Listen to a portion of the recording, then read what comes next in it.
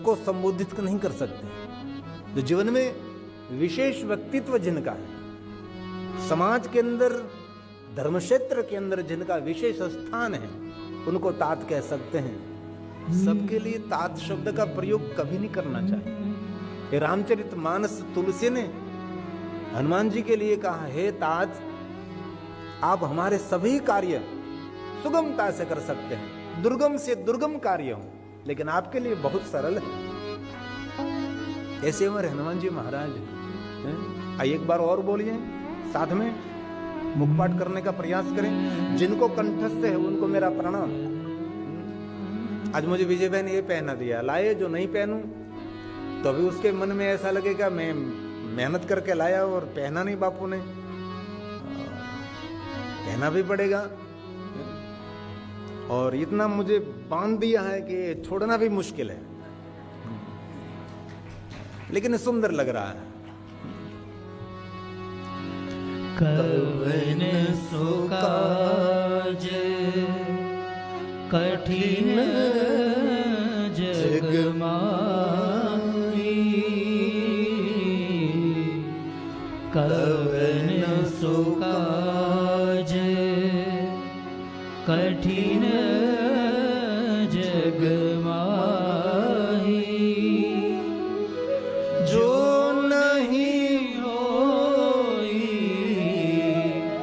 तात तुम पाई, जो नहीं होई तात तुम आप जैसे दयालु कौन हो सकते हैं हनुमान जी महाराज। और बहुत हृदय से कहता हूं, कभी भी जीवन में कोई कष्ट न हो, लेकिन कोई कष्ट, कोई दुख, कोई व्याधि, कोई उपाधि, कोई ताप, कोई संताप, जीवन के सभी दुखों में से मुक्त करने वाले हमारे हनुमान जी महाराज हैं। और एक मैं बहुत हृदय की बात सुनाता हूं। कभी कभी एक घर छोड़कर दूसरे घर में कभी प्रॉब्लम रहता है तो सुबह हो जाती है। इसलिए आज वर्तमान में सबको हनुमान चालीसा कंठस्थ है, मुखपाठ है। और आज हम सबको हनुमान चालीसा कंठस्थ है, मुखपाठ है। ये योगदान घर घर तक हनुमान चालीसा पहुंचाने की सेवा मैं गौरव से याद करता हूं। गुजरात सौराष्ट्र के पूज्य श्री मोरारी बापू का योगदान है। आज घर घर तक हनुमान जी को पहुंचा दिया, ये उनका सबसे बड़ा योगदान है। आज हमारे बच्चों को भी ये सब कुछ कंठस्थ है। हे दया सिंधु हमारी लाज राखजो, ये भी चौपाई ની અંદર आप प्रार्थना करी थी। दूसरे चौपाई, दीन दयाल बिरिंदु संभारी, हनुमान जी को कहते हैं लाज राखजो, हमारो ध्यान राखजो, कदम कदम पर भगवान हमारी रक्षा करजो, हमारी लाज, हमारी आबरू, हमारी प्रतिष्ठा की रक्षा करजो भगवान। हमारे जीवन में कोई संकट, कोई कष्ट, हनुमान जी महाराज आप उनका हरण करिए। ऐसा भाव इस चौपाई में प्रकट किया है। ये चौपाई सुंदरकांड के हैं। दीन दयाल बिरिंदु संभारी, बोलिए साथ में, दीन दयाल बिरिंदु संभारी, हरहु नाथ मम संकट बारी, हरहु नाथ मम संकट बारी। बोलिए हनुमान जी महाराज।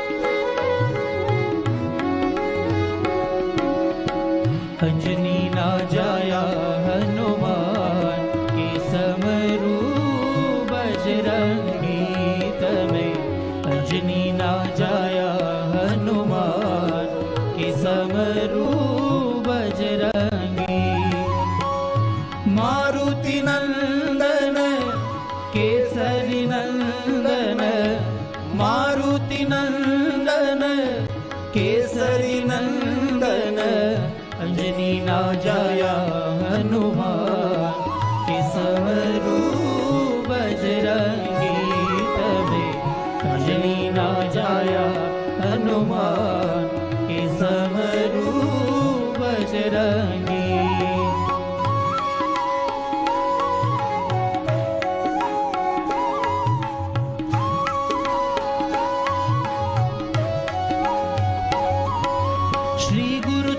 सरोज रज निज मन मुकुर सुधारि बरनौ रघुबर विमल यशो जो दायक फलचारि बुद्धिहीन तनु जानिके सुमिरो पवन कुमार बल बुद्धि विद्या देहु मोहि हरहु कलेश विकार अंजनी ना जाया हनुमान के समरू बजरंगी तमें अंजनी ना जाया हनुमान के समरू बजरंगी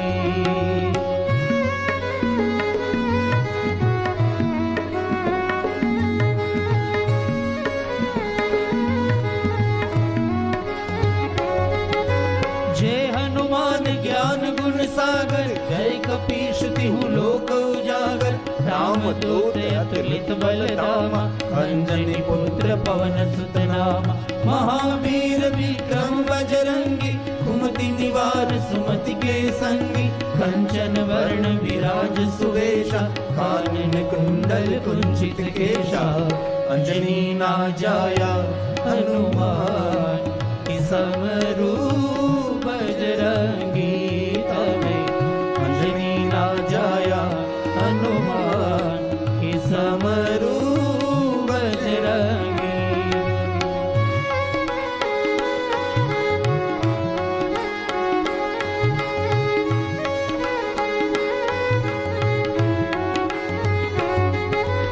हाथ वज्र और ध्वजा विराजे कांधे मूंज जनेऊ साजे शंकर सुवन केसरी नंदन तेज प्रताप महाजगवंदन विद्यावान गुणी अति चातुर राम काज करिबे को आतुर प्रभु चरित्र सुनिबे को रसिया राम लखन सीता मन बसिया अंजनी ना जाया हनुमान के समरू बजरंगी तमें अंजनी ना जाया हनुमान के समरू बजरंगी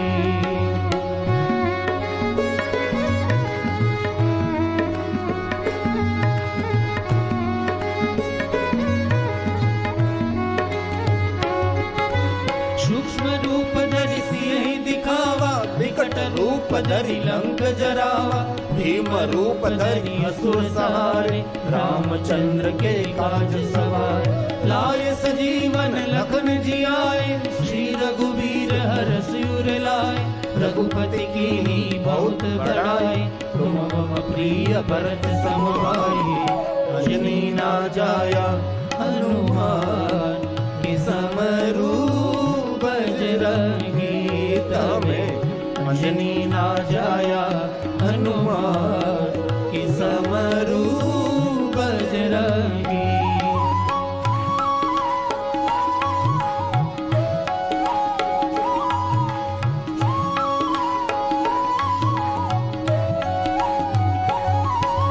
सहस्र बदन तुम रोज गावे यस कहीं श्रीपति कंठ लगावे सनकादिक ब्रह्मादि मुनीषा नारद सारद सहित अहिंसा जम कुबेर दिगपाल जहाते कवि कोविद कहि सके काते तुम उपकार सुग्रीव ही कीना राम मिलाए राजपद दीना अंजनी ना जाया हनुमान के समरू बजरंगी अंजनी ना जाया हनुमान की समरू बजरंगी।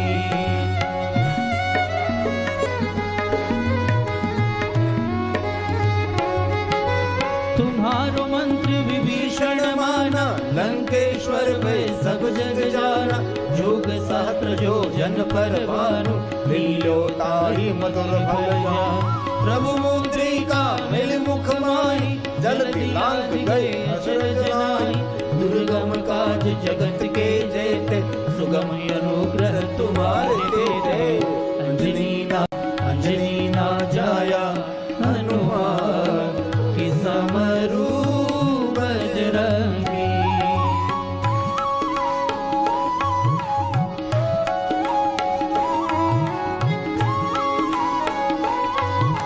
साथ में बोलने का प्रयास करे भाव से। राम दुआरे तुम रखवारे, होत न आज्ञा बिनु पैसारे। सब सुख लहे तुम्हारी शरणा, तुम रक्षक काहू को डरना। आपन तेज सहारो आपे, तीनों लोक हांकते कांपे। भूत पिशाच निकट नहीं आवे, महावीर जब नाम सुनावे। अंजनी ना जाया हनुमान के समरू बजरंगी तबे। अंजनी ना जाया हनुमान के समरू बजरंगी।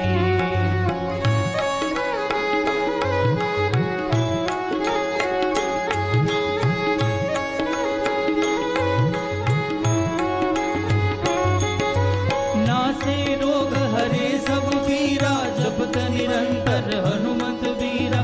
संकट से हनुमान छुड़ावे, मन क्रम वचन ध्यान जो लावे। सब पर राम तपस्वी राजा, तिनके काज सकल तुम साजा। और मनोरथ जो कोई लावे, सोई अमित जीवन फल पावे। अंजनी ना जाया हनुमान की समरू बजरंगी तबे। अंजनी ना जाया हनुमान की समरू बजरंगी।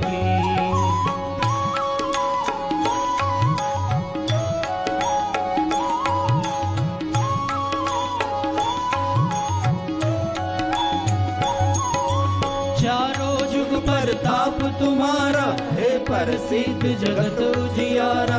साधु संत के तुम रखवारे, असुर निकंदन राम दुआरे। अष्ट सिद्धि नौ निधि के दाता, हसवर दीन जानकी माता। राम रसायन तुम्हारे पासा, सदा रहो रघुपति के दासा। अंजनी ना जाया हनुमान के समरू बजरंगी तबे।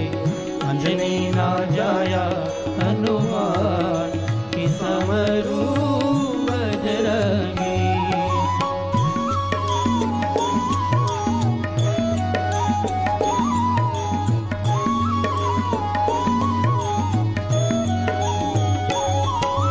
तुम्हारो भजन राम को पावे, जन्म जन्म के दुख बिसरावे। अंत काल रघुवरपुर जाई, जहाँ जन्म हरि भक्त पाई। और देवता चित्तन धरई, हनुमंत से सर्व सुख करई। संकट कटे मिटे सब पीरा, जो सुमिरे हनुमंत बलवीरा। अंजनी ना जाया हनुमान की समरू बजरंगी तबे। अंजनी ना जाया हनुमान की समरू बजरंगी।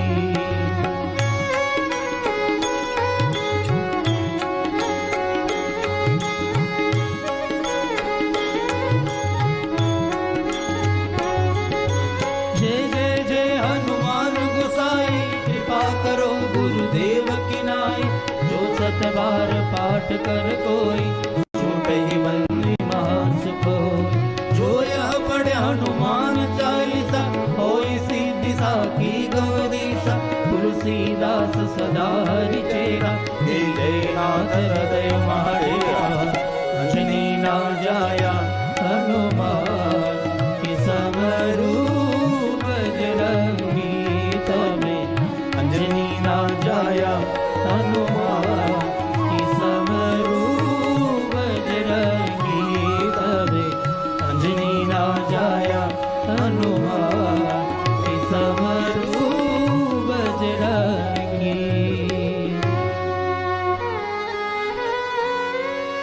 पवन तनय संकट हरण मंगल मूर्ति रूप राम लखन सीता सहित हृदय बसहु सुरभू। बोले हनुमान जी महाराज की जय। आइए शिव महापण कथा का हम प्रारंभ करेंगे। भगवान महर्षि वेदव्यास रचित ये शिव महापण ग्रंथ देवलिपि हमारे ऋषि मुनियों की भाषा और देवताओं की वाणी ये संस्कृत में है, लेकिन मेरा देश भारत देश है, हमारे देश की राष्ट्रभाषा हिंदी है और मेरी मातृभाषा गुजराती है। इसलिए मदर टंग मातृभाषा की भी थोड़ी सेवा करता रहूंगा और ज़्यादातर मैं कथा हिंदी में कहने का प्रयास करूंगा। क्यों? ये कथा हमारे गिरी बापू ऑफिशियल यूट्यूब चैनल में प्रसारित हैं, इसलिए गुजरात से बाहर और बहुत सारे देश देशांतर में और गिरी बापू ऑफिशियल यूट्यूब चैनल के माध्यम से और बहुत सारे चैनलों के माध्यम से दूर दूर कथा पहुंचती हैं। गुजराती भाषा हमारे लिए सरल है, लेकिन जिनकी मातृभाषा गुजराती नहीं है उनके लिए इतनी सरल नहीं है। इसलिए कोई कोई बात मैं जरूर गुजराती में कहने का प्रयास करूंगा। ज़्यादातर कथा हमारे देश की राष्ट्रभाषा हिंदी में रहेगी। इनमें 7 संहिता 24,000 श्लोक हैं और भगवान महादेव की महिमा से भरा हुआ ये दिव्य ग्रंथ है। महादेव के भक्तों के लिए शिव भक्ति का मार्गदर्शन करने वाला कोई श्रेष्ठ ग्रंथ है तो शिव महापण ग्रंथ है। कोई भी शिव भक्त है उसको एक बार शिव महापण ग्रंथ का पाठ करना चाहिए। जो कोई मनुष्य एक बार संपूर्ण पूर्ण शिव महापण ग्रंथ का पारण करते हैं सजीवन मुक्त उच्चते। ये मनुष्य जीवित हैं तो भी ये जीवात्मा मुक्त जीवात्मा है। इसलिए बहुत सारे शिव भक्तों ने संपूर्ण शिव महापण ग्रंथ का पाठ किया होगा, पारण किया होगा। हमारे पास जो शिव महापण ग्रंथ है गुजराती में है, लेकिन वो संक्षिप्तीकरण है, अल्पीकरण किया गया है, क्योंकि उनका भाषांतर बहुत विस्तार हो सकता था। इसीलिए इनमें से हमने युद्ध का वर्णन, श्रृंगार का वर्णन, बहुत सारी प्रकृति का थोड़ा सा वर्णन हमने अल्प कर दिया, तो उसको अल्प शिव पुराण हो गया। इनमें ऋषि मुनियों ने बहुत सारा श्रृंगार का भी वर्णन किया है और युद्ध का भी बहुत लंबा लंबा वर्णन है। इस सब कुछ थोड़ा सा संक्षिप्त करके गुजराती में शिव महापण है। इसीलिए आप सब जो शिव महापण ग्रंथ का पाठ करते हैं ये संक्षिप्त शिव पुराण ग्रंथ है। ये मेरे पास है, ये संस्कृत में है। तो एक एक श्लोक मनुष्य के लिए आशीर्वाद का स्वरूप है। एक एक श्लोक महादेव की वंदना है। एक एक श्लोक मनुष्य की कामना मनोकामना पूर्ण करने वाला श्लोक है।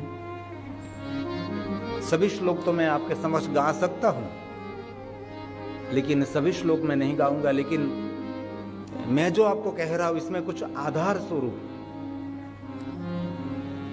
साक्षी स्वरूप कोई श्लोक हैं उसको मैं गाने का प्रयास करूंगा। जो कोई सिद्धांत मुझे समझाना है, मेरे श्रोताओं को मुझे कहना है कि ये बात कल्पित नहीं है, बनी बनाई बात नहीं है, उड़ती हुई बात मैं पकड़कर आपके समक्ष में नहीं कह रहा हूं। जो कुछ मैं आपके समक्ष कह रहा हूं सब कुछ भगवान महर्षि वेदव्यास जी का प्रसाद है। मैं एक साक्षी हूं, मध्यस्थी हूं और एक शिक्षक का काम करता हूं। ऊपर बैठने की व्यवस्था है, एक सम्मान है। मैं आपके समक्ष जो कुछ महादेव के बारे में कहने का प्रयास करूंगा ये सब कुछ भगवान महर्षि वेदव्यास का प्रसाद रहेगा। और मैं कैसे सरल से सरल हो सके, ऐसा प्रयास करके आपका चित्त, आपका मन, आपके मन के तरंग भगवान महादेव के चिंतन में, भगवान महादेव के मनोमंथन में और निरंतर ये समर्पित रहें, ऐसा हमारा प्रयास रहेगा। भगवान की कथा तो बहुत लोग सुनते हैं, लेकिन इनमें से कोई चुनते नहीं है, बस श्रवण करते रहते हैं। और मैं एक बात का गौरव करता हूं, इंग्लैंड में और कोई है कि नहीं पता मुझे नहीं, लेस्टर में दूसरा कोई है मुझे पता नहीं, लेकिन पूरे लेस्टर में मैं सालों से देखता हूं ये हमारा रौनक रोज भाल में भस्म का त्रिपुंड करता है। और बहुत लोग उनके साथ, यहाँ के लोग ब्रिटिशर पूछते कि ये क्या है, तो उनको समझाने का प्रयास करते हैं। हमारा हमको गौरव होना चाहिए, हमारी परंपरा का गौरव होना चाहिए, हमारी सनातनी परंपरा का गौरव होना चाहिए, हमारे ऋषि मुनियों का गौरव होना चाहिए। लेकिन हमारी सनातनी प्रजा और हिंदू प्रजाओं में ये बहुत कम देखने को मिलता है। जो गैर हिंदू है उनको कोई उनका अनुसरण करने में कोई उसको शर्म नहीं लगती, लेकिन हमारे सनातनियों को अपने धर्म का कोई भी चिन्ह लगाना उनके लिए बहुत लज्जा लगती है उनको। और हमारी 2 बेटियां भी हैं, मैं बहुत सालों से उसको भी देखता हूँ, वो भी भाल में भस्म का त्रिपुंड करते हैं। कोई बात नहीं, भस्म का त्रिपुंड न कर सके, बिंदी न कर सके, कम से कम रुद्राक्ष को अचूक धारण करना चाहिए। रुद्राक्ष के बिना कोई भी मनुष्य अधूरा है, क्योंकि रुद्राक्ष भगवान शिव का आदर है। रुद्राक्ष में रुद्र की याद है, रम रुद्र रोगनाशाय धन्वंतरि है रुद्रा, ये रुद्राक्ष है।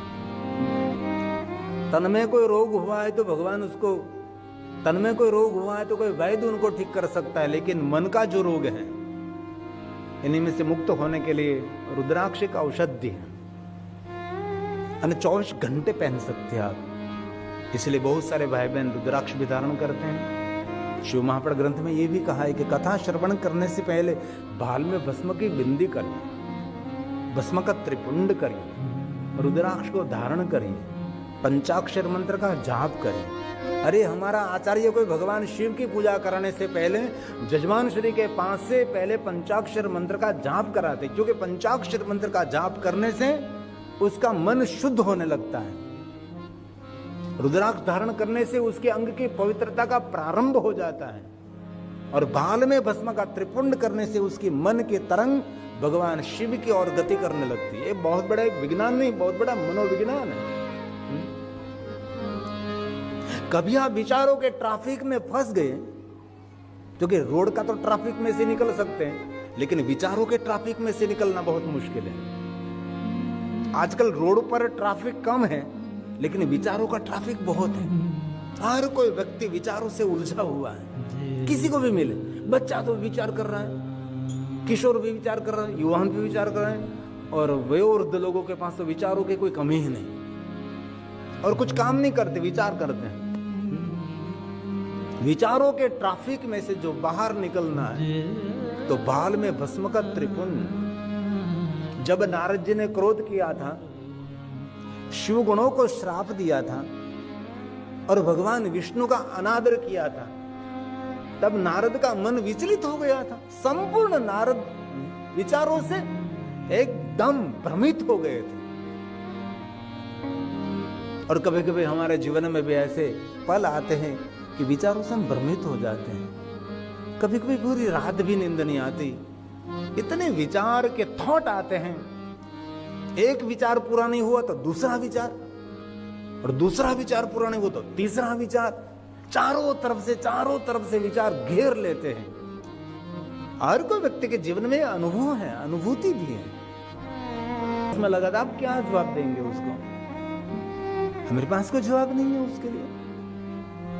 और अभी कोई बच्चे को समझाना है तो आप काल्पनिक नहीं समझा सकते, आप वैज्ञानिक समझाना पड़ेगा, रहना पड़ेगा।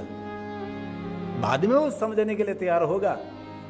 अब कोई आधार विहीन बात आप उसको समझाने का प्रयास करेंगे तो आज के बच्चे स्वीकारने के लिए वो तैयार नहीं है।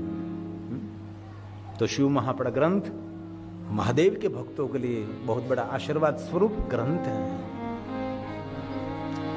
तो कथा का मैं प्रारंभ करूं। प्रारंभ में तो बहुत सारा महात्म्य है, बहुत सारे श्लोक भी हैं। हमने इससे पहले की कथा में मैंने बहुत सारे श्लोक भी हैं। हमने इससे पहले की कथा में मैंने उनका बहुत सारा विस्तार किया था। और अगले मैंने जो कथा 2 करी और एक 5 दिन के लिए भी करी। और मुझे बहुत कुछ और भी आपको कहना है, इसलिए बहुत सारी बातें मैं संक्षिप्त कर देता हूँ, बहुत सारी बातें का विस्तार कर देता हूँ, क्योंकि 9 दिन में के 7 दिन में शिव महापड़ ग्रंथ को पूर्ण करना संभव है नहीं, सर्वथा कभी नहीं हो सकता। लेकिन शिव महापड़ ग्रंथ का आधार लेकर आपके समक्ष महादेव की बातें श्लोकात्मक में कहने का प्रयास करता हूं। तो आज कथा का पहला दिन है। हम सब साथ में मिलकर भगवान महादेव का वांगमय स्वरूप शिव महापड़ ग्रंथ को प्रणाम करेंगे। जो इस ग्रंथ को प्रणाम करने की बड़ी महिमा है, इस ग्रंथ को अपने मस्तक पर धारण करने की महिमा है, इस ग्रंथ की परिक्रमा करने की महिमा है, शिव महापड़ ग्रंथ का पूजन करने की महिमा है। बहुत सारी महिमा शिव महापड़ ग्रंथ में है। जिनके घर में शिव महापड़ ग्रंथ विराजता है और स्वयं भगवान शिव वांगमय स्वरूप विराजते हैं। ये शब्द मूर्ति है। शिवालय में जाकर, दिवाली में जाकर ये प्रतिमा, ये मूर्ति आपके साथ कुछ वार्तालाप करे ना करे पता नहीं, लेकिन ये शिव महापड़ ग्रंथ खोलते ही दृष्टि की और आपके साथ वार्तालाप और आपके साथ संवाद शुरू हो जाता है। आपके जो भी जीवन में प्रश्न है, शिव महापुराण उसका उत्तर देने लगता है। ये बोलते हुए मूर्ति है, इसलिए उसको वांग मूर्ति कही, शब्द मूर्ति कही। ये शिव महापड़ ग्रंथ है। वर्तमान में सभी भाषा में शिव महापड़ ग्रंथ मिलते हैं, लेकिन संस्कृत में जो मजा है और भाषा में भी उसका ट्रांसलेशन हो भी नहीं सकता। तो आज हम कथा का पहला दिन है, शिव महापड़ ग्रंथ को प्रणाम करेंगे और प्रणाम करने के बाद कथा में प्रवेश करेंगे। धीरे धीरे कथा के द्वार खोलेंगे और कथा के अंदर इतना प्रवेश करेंगे और बहुत सारी बातें जो महर्षि भगवान वेद व्यास ने शिव जी के लिए कही हैं वो मैं कहने का प्रयास करूंगा। तो एक श्लोक में इस ग्रंथ को प्रणाम करें भाव से और आदर के साथ। वंदे शिव पुराणम। भगवान व्यास जी ने कहा कि मैं अकेला अकेला प्रणाम नहीं करता, सबको साथ में लेकर मैं वंदना करता हूं। हम सब साथ में मिलकर प्रणाम करेंगे। और जो कोई शिव महापड़ ग्रंथ की वंदना करते हैं, नमस्कुर्यात् दूरतः सर्व देवार्चनम फलम च। विश्व में जितने देवी देवता हैं, सभी देवी देवताओं की पूजा अर्चना आप एक साथ करो, कोई नहीं कर सकता, ये कभी हो ही नहीं सकता। लेकिन विश्व में जितने देवता है, सभी देवताओं की पूजा एक साथ आप करो, जो फल मिले वो फल शिव महापड़ ग्रंथ को प्रणाम करने मात्र से। और कितने सुंदर है, दूर से नमस्कुर्यात् दूरतः, यहां आने की कोई आवश्यकता नहीं है। दूर से प्रणाम करें, जहां बैठे जहां खड़े हैं वहां से शिव महापड़ ग्रंथ को वंदन करें तो सर्वदेवार्चनम, सभी विश्व के देवी देवताओं की पूजा अर्चन का फल मिलता है। इसलिए हम कथा के प्रारंभ में पहले ग्रंथ की वंदना करते हैं और ये महर्षि वेदव्यास जी का शब्द है। वंदे शिव पुराणम सर्व शिव प्रसन्ताम्यया दद्यात् स्वपदयोरति